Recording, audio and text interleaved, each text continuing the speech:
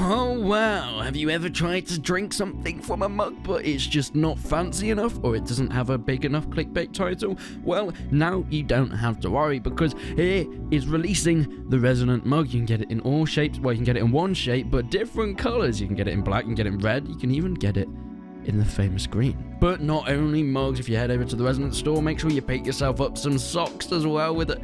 Honestly, I think merch is one of the stupidest things, because no one really wants like a t-shirt or something. So what is actually sort of useful, but it's still quite cool? What about a mug and socks? Because it's cheap.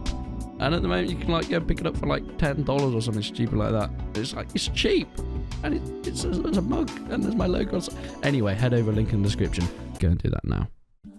Right guys, we've got something pretty exciting here. We've actually got some more gameplay from Mount & Blade 2 Bannerlord, and this is in the developer blog talking about sound design and the audio in the game. Now, I actually nearly went into sound design for games and film. It was always my passion to go into the sort of music of that industry. I nearly went to study film music at Leeds College of Music, and I've always been interested in sound design in games as well, but that was what I was going to do if I didn't come and get into LIPA, where I'm at now, to study music. So this is something that I was really excited about reading, and it was talking about how you design the sounds for such a big game, having almost 3 different types of games with the strategy, with actually in the battles and then walking around the towns and things, having each sound layered up so there's multiple sounds playing at once and at the right time, like having different variations. If an arrow hits some soil, make a different sound to if an arrow hits skin, or if an arrow hits a shield, or even if an arrow hits some brick or a building, have it pinging off. These are all things that you have to take into account. Now, as you can see in the background, there is some new gameplay, but I'm just going to tease you a bit there because I'm evil and I want people to hate me. It's just always something that I really wanted.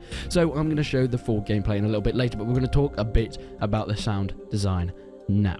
So when you actually go into Bannerlord, there will be so much going on in order to get you immersion, and it's not all visuals. Most of it actually is auditory, because that's how you can get immersed in games like this, having a brilliant sound design and making sure that each sound is in the correct place, not even just how it actually sounds, but where it is in the stereo field. Whether there's a battle going off 100 meters to your right or to your left, or there's someone charging up behind you, it's extremely important to get this right in order to make it actually sound great and immerse you in the game, and even keep you alive, because you need to be able to hear in order to actually see where people are coming from, or to hear enemies shouting at you. Even bandits as well. Walking around the town, you can see this guy hitting an anvil. The sound design that goes into that, something that's just a small thing that helps world building that you won't necessarily pay much attention of, is still incredibly important to keep in the game and to have that running while you're doing it.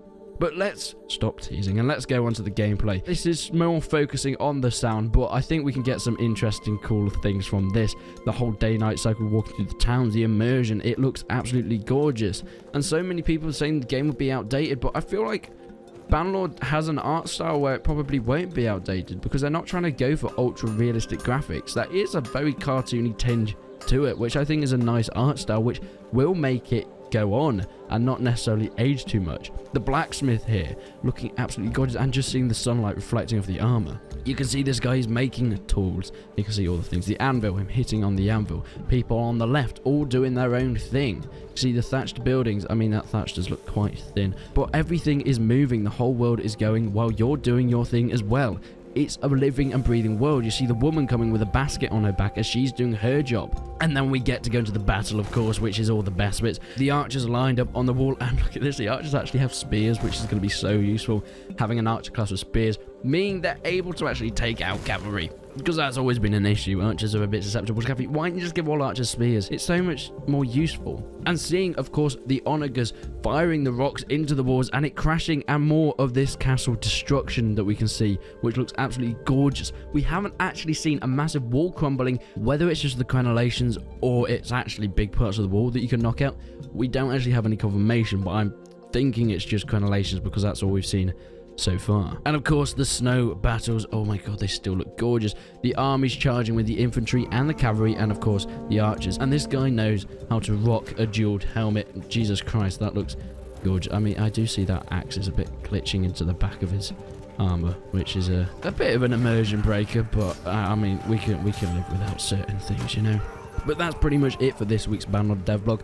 I'm really happy that they've actually been able to release some new gameplay. I think this is really cool, and I really hope you guys enjoyed it as well, and maybe this has definitely got more content than a lot of the devlogs that they brought out in the past. But thank you so much for watching. Make sure you go and check out the Resonant store. I am starting a podcast soon. I know, an original idea. It's exciting. But go and follow me on Twitter for more information on that. But thank you so much for watching, and until then, I will see you in the next one.